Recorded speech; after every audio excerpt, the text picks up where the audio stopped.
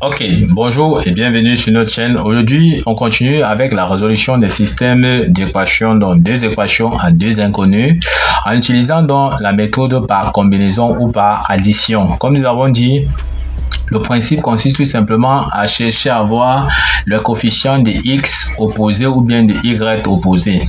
Donc comme ici, si nous voulons avoir par exemple le coefficient de y ici opposé, on voit qu'on va multiplier dans la deuxième équation par exemple ici par le coefficient 2.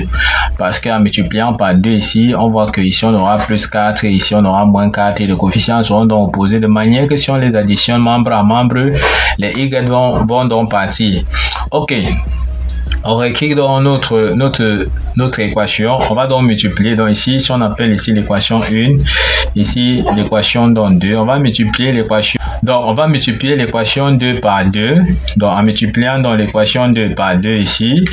Et ce qu'il faut savoir, c'est que c'est tous les membres de l'équation qui seront donc multipliés par 2. Donc ici, on aura 2 multiplié par moins 5x, ça nous donne moins 10x. 2 multiplié par plus 2y, ça nous donne plus 4y.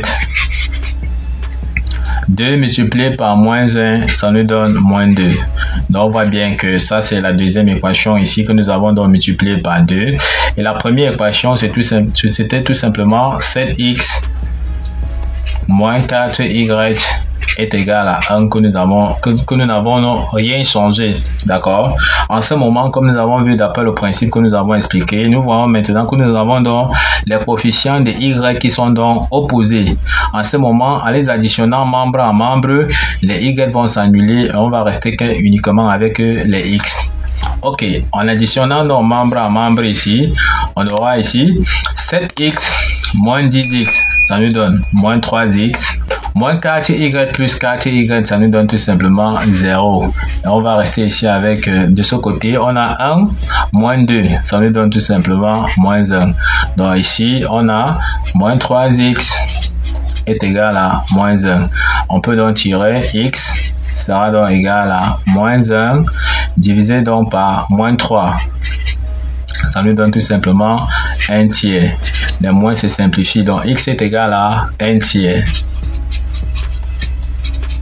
Une fois qu'on a trouvé donc x, on va chercher à aller remplacer donc dans l'équation 1 ou bien dans l'équation 2 par sa valeur pour pouvoir trouver donc la valeur de y.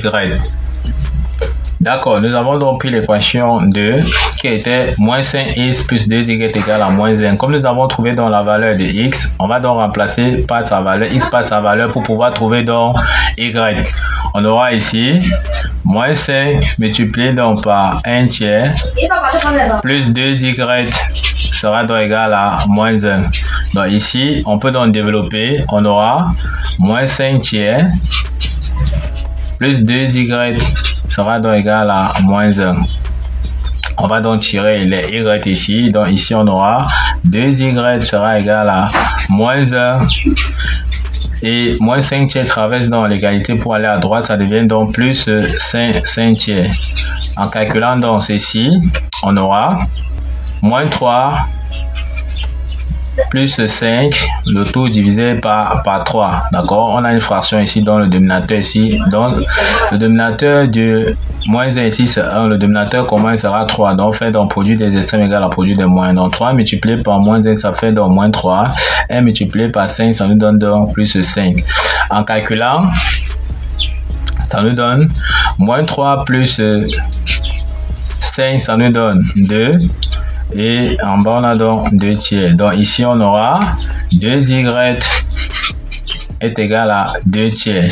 Ok, donc ici, on peut donc tirer donc y. Y sera égal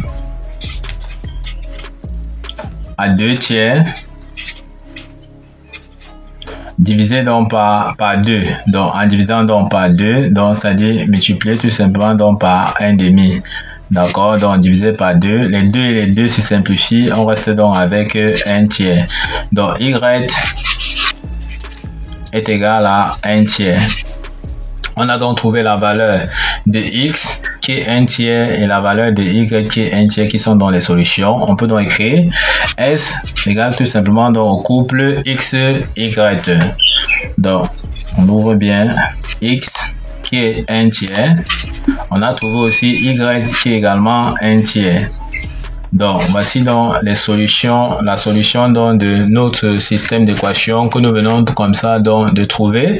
Nous avons résolu notre système d'équation en utilisant donc la méthode de combinaison ou par addition. Ok, nous sommes donc arrivés au terme de cette vidéo. Ne manquez pas de vous abonner à la chaîne, de liker la vidéo, de partager la vidéo aux proches et amis et d'activer donc la cloche de notification pour ne plus manquer nos prochaines vidéos. Sur ce, à bientôt.